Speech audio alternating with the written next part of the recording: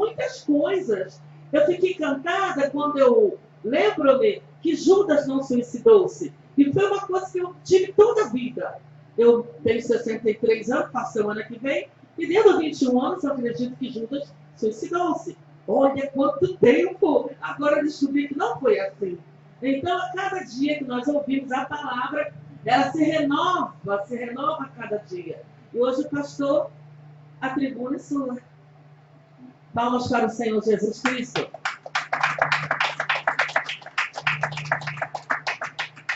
Shalom, irmãos. Amém? Eu fico constrangido, né? Sempre o pastor está pregando. E eu gosto sempre de, apesar que a gente tem que estar sempre preparado, mas eu gosto de fazer com excelência para dar o melhor que eu tenho de mim, o melhor fruto, né, da árvore para que vocês se alimentem. Né? Mas a promessa que eu fiz é que eu ia trazer uma mensagem que há muitos anos eu preguei, que é uma mensagem que sacode a figueira. Você já chegou alguma vez numa árvore e você chacoalha ela? O que acontece quando você chacoalha ela? Se ela tiver fruto podre, o que vai acontecer? Cai tudo, né? Então, essa mensagem, quando eu trouxe, sacudiu com a figueira do crente. Naquele dia, o que tinha de fruto podre, os irmãos saíram da igreja assim, os frutos iam caindo no chão. Porque foi uma mensagem que chamou muito a responsabilidade pelo tema. E o tema dessa mensagem hoje é: por que Jesus ensina assim e nós fizemos assado? Por que Jesus nos ensinou assim e por que nós fizemos assado?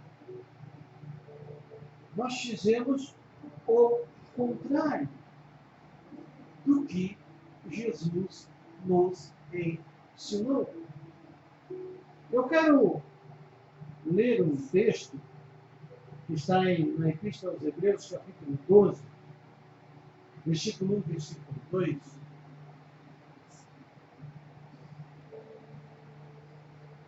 Epístola aos Hebreus, capítulo 12, versículo 1, do versículo 2.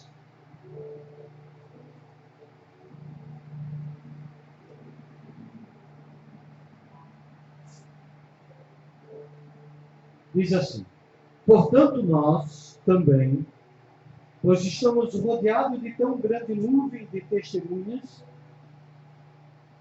deixemos todo embaraço e pecado que tão de perto nos rodeia e corramos com perseverança a carreira que nos está proposta, fitando os olhos em Jesus, autor e consumador da nossa fé, o qual, pelo gozo que lhe está proposto, suportou a cruz, desprezando a ignominia, e está assentado à direita do trono de Deus.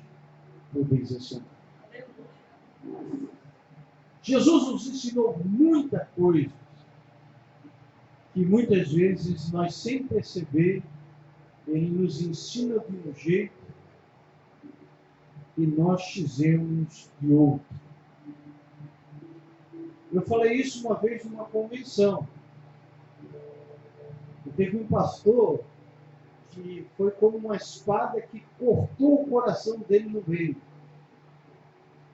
Jesus disse assim, ó: quando vocês vão orar, fecha a porta do seu quarto e ora ao seu Pai que está em secreto, e o teu Pai que te vê em secreto te ouvirá e te abençoará. Daí eu disse, ó, tem pastores aqui que se der um microfone, ele ora meia hora. Mas se der um quarto, ele dorme e ronca. Mas Jesus disse sim.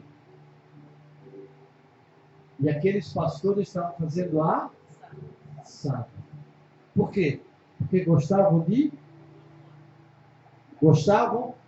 de fazer o que os hipócritas faziam. Longas orações para todos verem. E Jesus disse, esses não têm galardão nenhum, porque já ganharam o seu galardão. Essas são coisas que Jesus nos ensina, irmãos, e nós muitas vezes achamos que a oração pública ela tem mais valor do que a íntima. Pelo contrário, muitas orações públicas elas são mais atos hipócritas do que orações sinceras.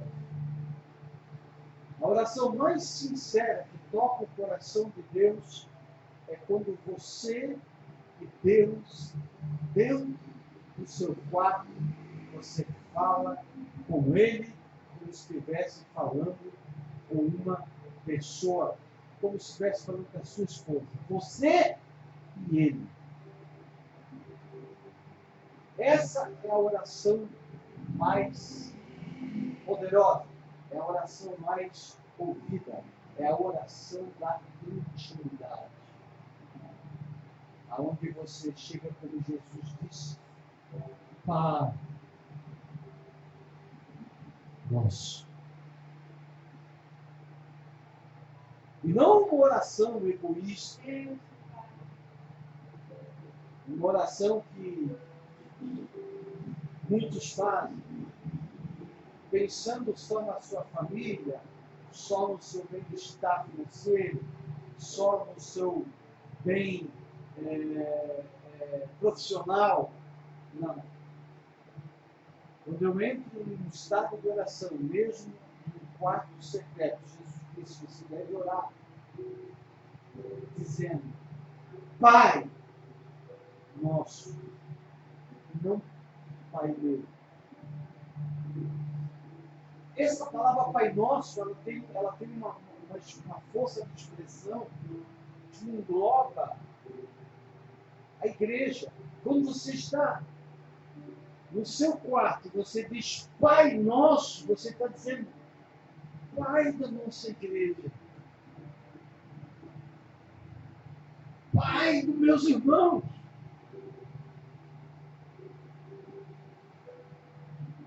Venha a nós o teu reino. Venha a nós o teu reino. Seja feita a tua vontade, assim na terra como no céu.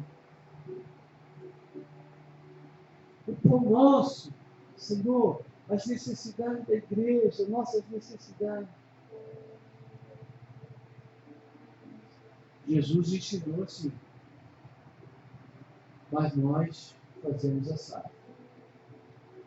Eu vejo as pessoas na igreja fazendo campanha para comprar carro, fazendo campanha para isso, fazendo campanha para aquilo, fazendo campanha para aquele outro, fazendo campanha para aquele outro, fazendo campanha para aquele outro, fazendo campanha para aquele outro.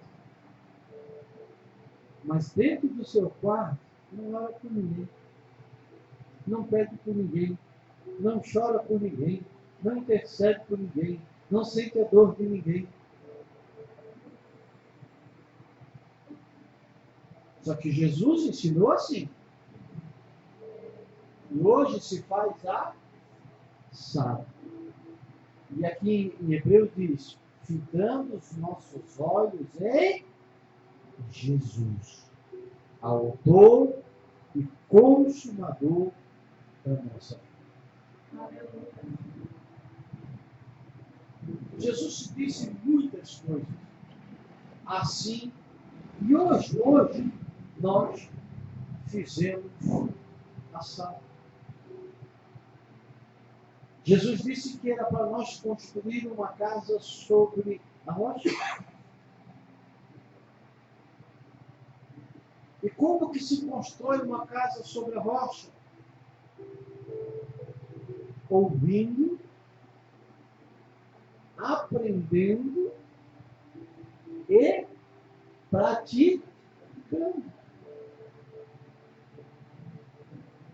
Você quer ter uma casa à prova de tempestade? Uma estrutura espiritual onde você suporte todos os intempéries, todos os ventos, todas as tempestades, todas as enchentes, tudo que vier contra a sua casa? Porque Jesus disse, se vocês ouvirem a minha palavra, qual palavra? Aquela que ele começou a ensinar, do capítulo 5, do Sermão do Monte da Montanha, até o capítulo 7, que é uma Torá compactada. Jesus trouxe praticamente toda a lei compactada ali. Ele disse, quem ouvir essas palavras e praticar, eu vou compará-lo ao homem que construiu a sua casa sobre a rocha. E subiu o rio, veio a enchente, veio a chuva, veio a tempestade, bateu contra aquela casa e ela permaneceu intacta. Mas aquele que ouve minhas palavras, tem até o privilégio de ouvir, tem até o privilégio de aprender, mas não coloca em prática, não vivencia. Eu vou compará-lo a um homem tolo, insensato, nécio, que construiu sua casa sobre areia. E quando uma casa está sobre areia, simboliza a instabilidade. Você se torna uma pessoa instável, fraca, uma pessoa que não tem força, uma pessoa que qualquer vento, qualquer luta, qualquer prova, faz você pedir a sua herança e sair da casa do pai e ir viver a sua vida gastando o dinheiro com mulheres, com festas, se esquecendo de tudo aquilo que o pai lhe ofereceu a vida inteira, que foi uma vida de paz, de alegria, de felicidade. Aleluia! Enquanto estava debaixo da sua ordem, debaixo do seu reinado. Como é bom. Outra coisa que Jesus disse, assim que nós fizemos assado. Diga comigo, não andeis ocioso, por coisa alguma, pelo que comer, pelo que vestir. Jesus disse isso, não disse? Mas nós, muitas vezes, vivemos o assado. Vivemos preocupados, vivemos ansiosos, vivemos estressados, vivemos preocupados com o que vai acontecer amanhã, preocupados com o que vai acontecer depois da manhã. Querido, Jesus quer nos dar uma vida em que nós venhamos deitar no nosso travesseiro e falar as palavras que Davi dizia antes de dormir. Tem um salmo que você vai encontrar isso. Davi dizia, cedo me deito, Senhor, e logo pego no sono. Por quê? Porque só tu, Senhor, me faz repousar em segurança. Aleluia! Eu peguei um passageiro essa semana que disse que se colocasse clonazepam na água da Samar, resolvia o problema da ansiedade do mar. Porque é uma das cidades que mais usa remédios psicológicos. Psicológicos? Vale lembrar que essa palavra não está. Eu fiquei pensando em se colocar na água da Samar, vai resolver a dificuldade. Todo mundo chegadinho, Amor esse Deus, Deus, meu Deus, meu Deus. É, glória a Deus, aleluia. E Jesus diz, não andeis ansiosos por coisa alguma. Não é para ficar preocupado. E ainda ele disse, olha, vocês não têm olhos. Olha os passarinhos. Eles não trabalham, eles não fiam. Vocês ainda trabalham, eles não trabalham. E Deus dá a eles. Quanto mais Deus dará a vós, homens de pequena fé. É assim que Jesus quer que nós vivamos. Uma vida centrada na proteção dele. Como se estivéssemos literalmente no colo dele. Protegido. Porque o desejo dele, diz a Bíblia, é que ele quer que nós ficamos debaixo dele, que ele nos pintinhos fica debaixo de uma galinha. Protegidos como uma galinha suspira. Ele chama os seus discípulos, vocês têm que ser assim. Outra, você não deve se preocupar com o que vestir. Que nem Salomão, com toda a sua glória. Antes se vestiu como Deus veste, era no campo, que hoje nasce, amanhã ela murcha e depois morre. Se Deus veste a ela no campo, não vai vestir do seu. Aí, para finalizar, Jesus diz: buscai em primeiro lugar o reino de Deus e a sua justiça. A palavra justiça é de Caio Sinene. Quer dizer, buscai o caráter de Deus. Aleluia. Buscai o caráter de Deus. Como? Se espelhando em Cristo. Aleluia. Cristo é a manifestação do caráter de Deus. Porque Deus, ele rege sua estrutura intelectual por sua justiça. Ele rege sua estrutura moral por sua santidade. E ele rege sua estrutura emocional ou sentimental pelo seu amor. E você pode ver, a justiça de Deus excede a nossa, a santidade de Deus excede a nossa, e o amor de Deus excede a nossa. Mas Jesus, ele diz assim, e nós dizemos assim: orai por aqueles que te perseguem.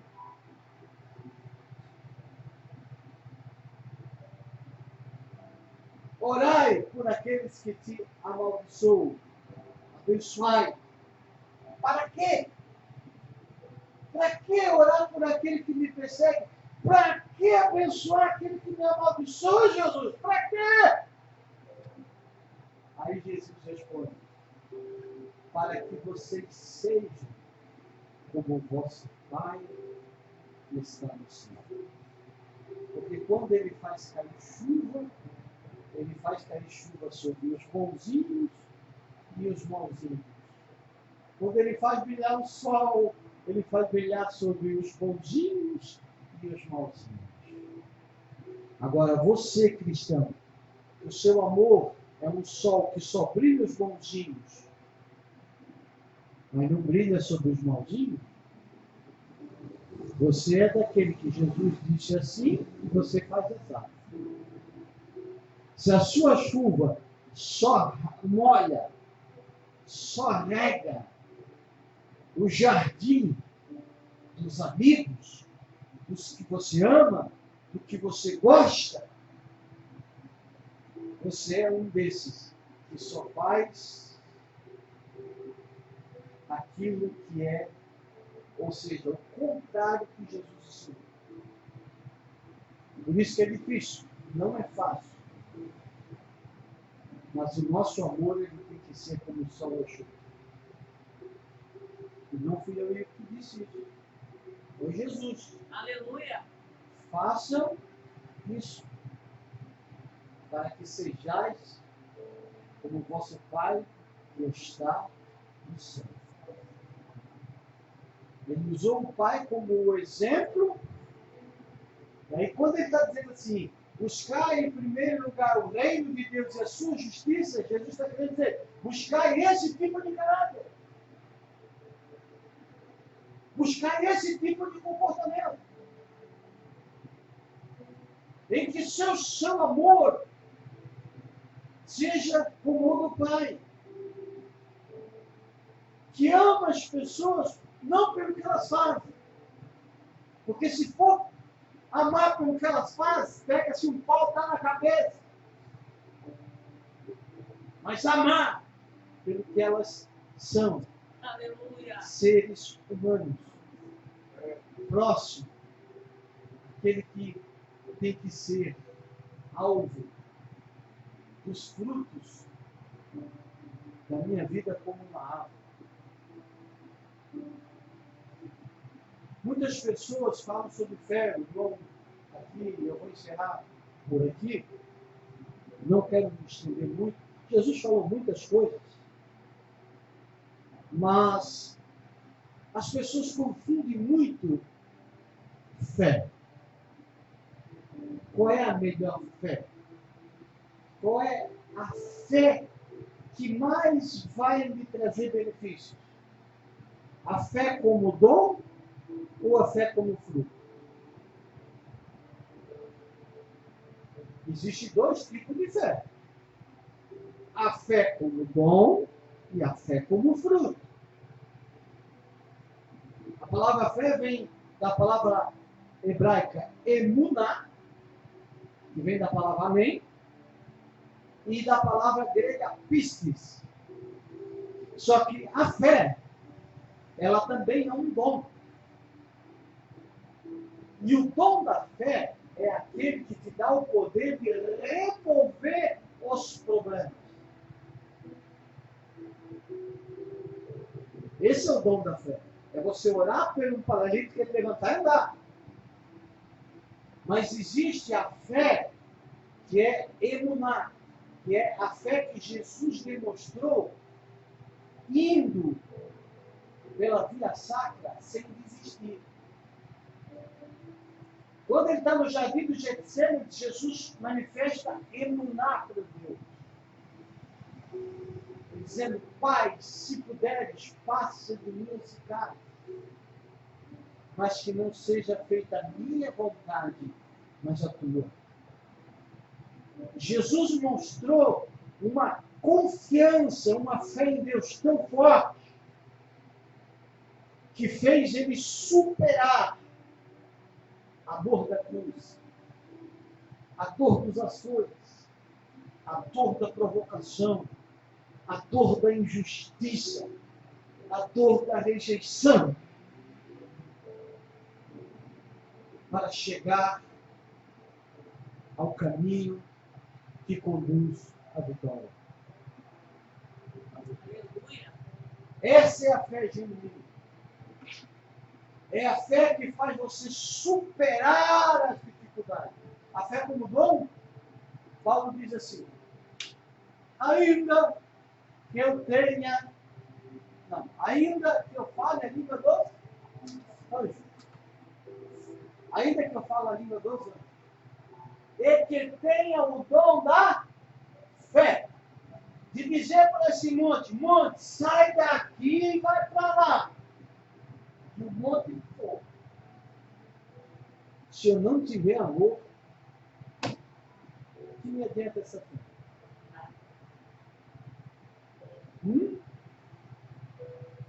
Só para trabalhar em terraplanagem para tirar monte. Porque a fé genuína não é a que remove montanha. É boa? É. A igreja precisa? Precisa. Eu preciso? Preciso. Mas não é o mais importante. Por isso que dom comparado ao fruto é isso.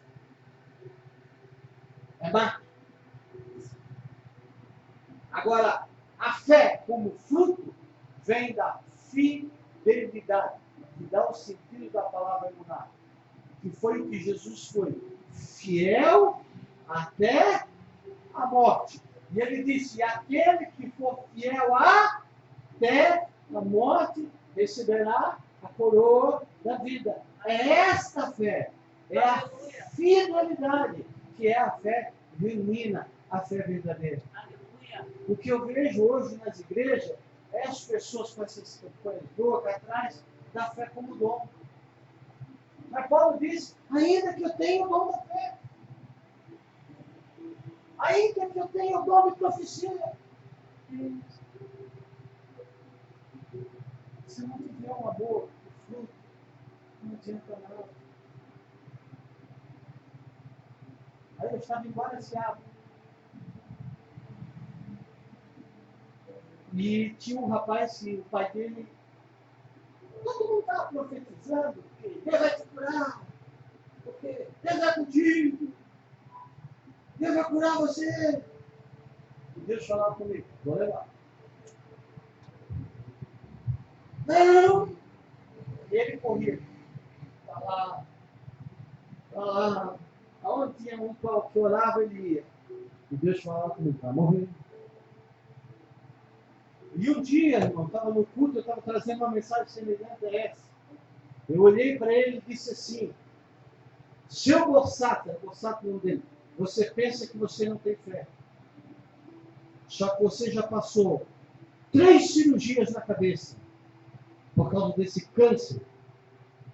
E o Senhor está aqui. O Senhor não negou sua fé, e nem o seu Senhor. O Senhor é um homem de fé. Virei e falei para o filho dele, se prepara porque teu pai vai.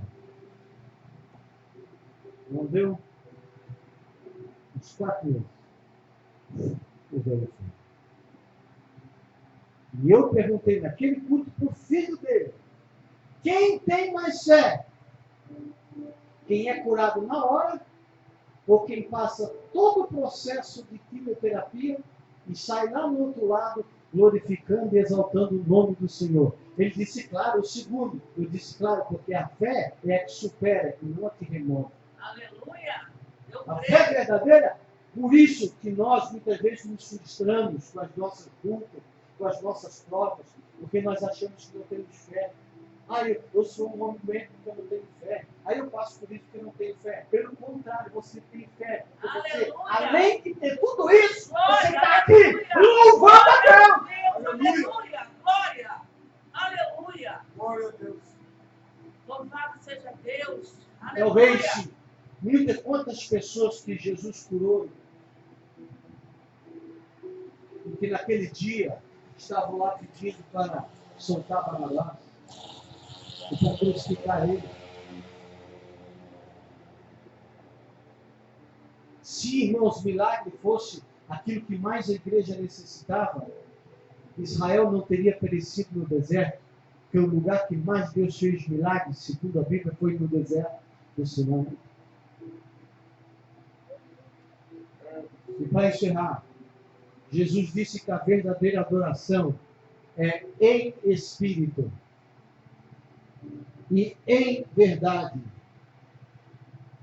sem local geográfico definido. A mulher samaritana disse, mas Senhor, os nossos pais dizem que nós temos que adorar aqui, aos pés do Monte Gerizim. Vocês, judeus, dizem que tem que ser lá no templo. Mulher, está chegando a hora, e já chegou, em que os verdadeiros adoradores não adorarão nem lá e nem lá, mas adorarão ao Pai em espírito e em verdade. Aleluia! Aleluia! Se você não encontrar Jesus dentro de você, em lugar geográfico nenhum, você vai encontrar Ele. Porque o encontro com Jesus não acontece, irmãos, dentro de um lugar geográfico, dentro da beleza de um templo. O encontro de Jesus se encontra no Espírito. Aleluia! Essa palavra em quer dizer dentro. Aleluia! Você tem que ter um encontro dentro. Aleluia! Dentro de você com E as pessoas estão fazendo hoje o quê? Vamos lá, porque aquele tempo é lindo. A gente olha para aquilo, é a coisa mais linda. Foi o que mais a Igreja Católica arrumou dinheiro, a Basílica de São Pedro. Era gente pagando para passar na frente de um falso, né, caveira de João Batista. Era gente comprando prego da cruz de Cristo. A lasca da cruz de Cristo. Eu acho que acabou as árvores, né, de tanta lasca que venderam para construir a Basílica de Isso fazendo o comércio da fé. E o que Jesus disse, eu digo para muitos pastores por aí. Porque Jesus disse assim e eles fazem essa. O que Jesus disse assim? Chamou os seus discípulos, eu dou autoridade para vocês pisar de serpente, escorpião, que nenhuma força do mal pode dano. Vão! Na cidade que vocês entrarem, vocês comem, bebem e vão. Agora façam uma coisa que vocês não fazem, não peçam dinheiro. Não leve nada, não leve dinheiro, não leve nada. Da casa que vocês entrarem, vocês comem, bebam e se sustentam. Agora não peçam dinheiro. Porque de graça recebesse, e de graça dai. Pega essas igrejas hoje e prega um evangelho desse para ver se outro dia não pede para tudo. Não convido você para ir para outra igreja. A igreja tem necessidade? Tem. Precisa. Agora, quando é roubo, tem que ser denunciado. E quando eu denunciei, eu tive que abandonar o ministério. Deus fala do Senhor.